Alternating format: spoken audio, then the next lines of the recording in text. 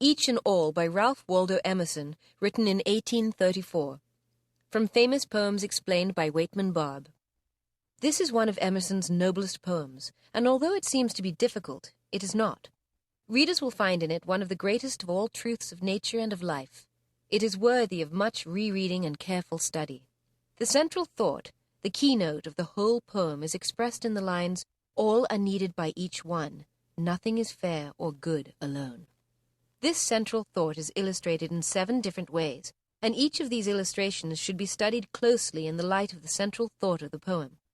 After giving these 7 illustrations of the truth he wants to teach, Emerson says, "Beauty is unripe, childhood's cheat." That is, beauty taken away from its natural environment or setting is not truth.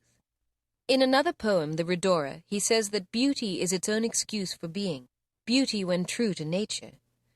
After this bit of philosophizing, he closes the poem with an illustration of each and all in proper harmony, and yields himself to the influence of the perfect whole.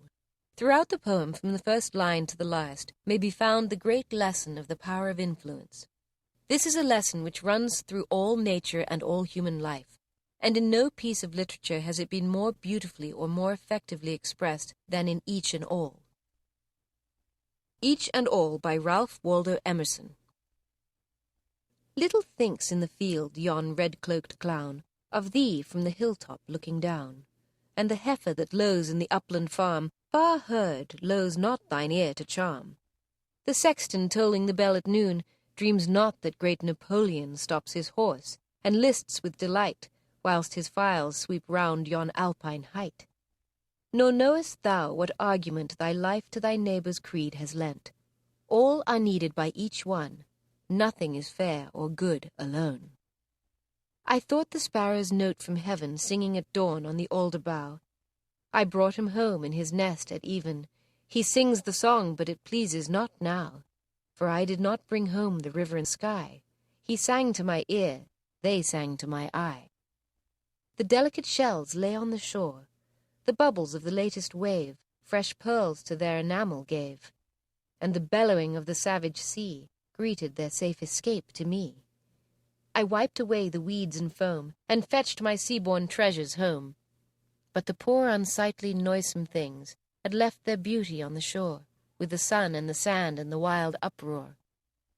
The lover watched his graceful maid, as mid the virgin train she strayed, nor knew her beauty's best attire was woven still by the snow-white choir. At last she came to his hermitage, like the bird from the woodlands to the cage.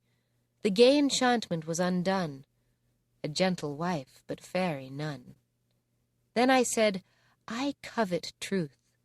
Beauty is unripe, childhood's cheat. I leave it behind with the games of youth.